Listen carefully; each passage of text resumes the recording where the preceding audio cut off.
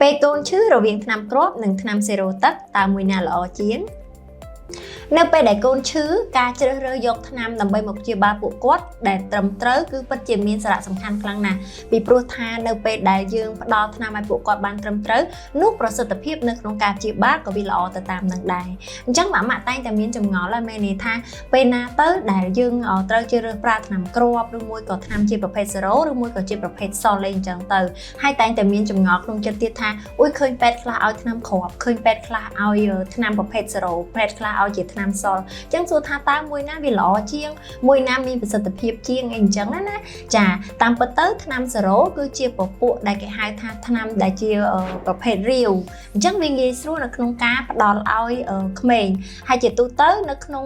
សម្រាប់ទារកវិញគឺមានភាពងាយស្រួលពីព្រោះដោយសារតែវាជាប្រភេទទឹកហើយណាមួយទៀតវានៅក្នុងថ្នាំសេរ៉ូមួយចំនួនគឺតែងតែមានជាតិផ្អែមឡមលាយទៅជាមួយអីអញ្ចឹងណាអញ្ចឹងវាងាយស្រួលនៅក្នុងការផ្ដល់ឲ្យក្មេងលើសពីនឹងទៅទៀតគឺតាក់ទងជាមួយនឹងកម្រិតឬមួយក៏បរិមាណ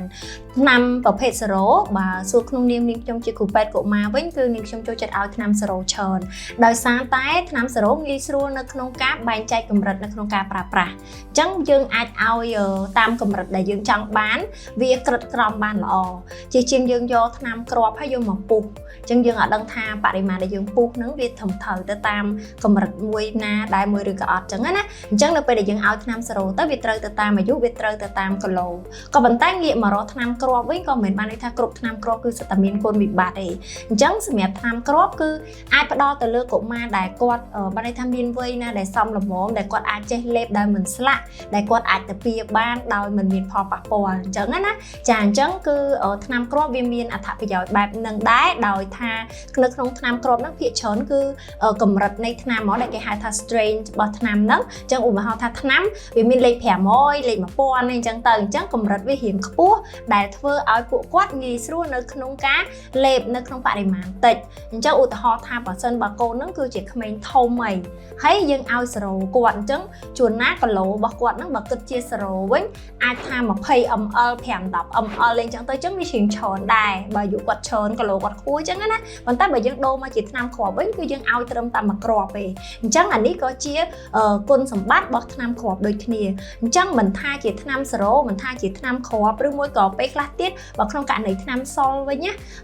ដូចថាក្មេងគាត់ពិបាកនៅក្នុងការលេបអីអញ្ចឹងទៅទារកទូចអីអញ្ចឹងយើងអាចប្រើជាថ្នាំបញ្ចុះកម្ដៅបែបសល់អីអញ្ចឹងទៅអញ្ចឹងមិនថាជាថ្នាំគ្រាប់ថ្នាំសល់ឬមួយក៏ថ្នាំសេរ៉ូឯងមួយណាក៏ដោយគឺមានគុណវិបត្តិនិងគុណសម្បត្តិដូចគ្នាអាស្រ័យទៅលើការសម្រេចចិត្តរបស់ជាក់ស្ដែងទៅតាមប្រភេទជំងឺទៅតាមក្រុមគ្រូពេទ្យអញ្ចឹងណាដែលគាត់សម្រេចចិត្តតែយ៉ាងណាលោកប៉ាអ្នកម៉ាក់ក៏ត្រូវតែដឹងដែរថាថ្នាំទាំងអស់គឺសុទ្ធតែជាអាវុធមុខពីរអញ្ចឹងទន្ទឹមនឹងការដែលយើងផ្ដល់ថ្នាំឲ្យកូននឹងគឺត្រូវតែស្របទៅតាមវិជ្ជាបញ្ជារបស់គ្រូពេទ្យប្រសិនបើគ្រូពេទ្យចេញជាថ្នាំមិនថាថ្នាំទឹកថ្នាំគ្រាប់ឬមួយក៏ថ្នាំសលេ គឺត្រូវគោរពតាមវិជ្ជាបញ្ជាអញ្ចឹងប្រសិនបើយើងផ្ដល់ថ្នាំដែលត្រឹមត្រូវទៅតាមវ័យទៅតាមអាយុ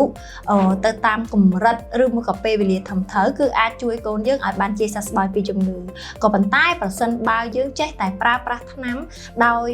មិនបានជួបពីគ្រោះជាមួយនឹងគ្រូពេទ្យជំនាញត្រឹមត្រូវណា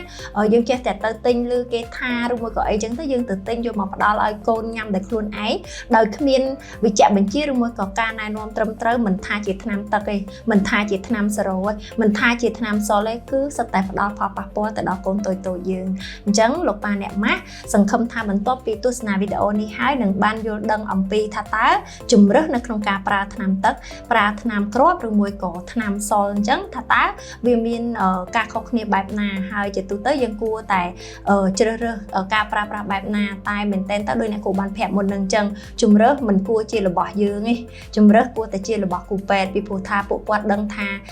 ជំងឺប្រភេទណាត្រូវប្រើថ្នាំប្រភេទណាហើយមួយទៀតហ្នឹងក៏វាអាស្រ័យទៅលើទីផ្សារដែរពេលខ្លះថ្នាំប្រភេទហ្នឹងវាអត់មានផលិតជាប្រភេទសេរ៉ូអញ្ចឹងពេលខ្លះគាត់ត្រូវតែចាំបាច់ឲ្យជាប្រភេទគ្រាប់អញ្ចឹងណាអញ្ចឹងថ្នាំខ្លះវាអត់មានប្រភេទគ្រាប់ទេវាត្រូវតែមានប្រភេទសេរ៉ូអញ្ចឹងគឺអាស្រ័យទៅលើក្រុមគ្រូពេទ្យអញ្ចឹងលោកប៉ាអ្នកម៉ាក់ទាំងអស់បន្ទាប់ពីតាមដានវីដេអូនេះហើយអ្នកគ្រូជឿជាក់ថានឹងបានទទួលដឹងនៅចំណេះដឹងថ្មីហើយចាំជួបជាមួយនឹងអ្នកគ្រូម្ដងទៀតនៅវីដេអូក្រោយ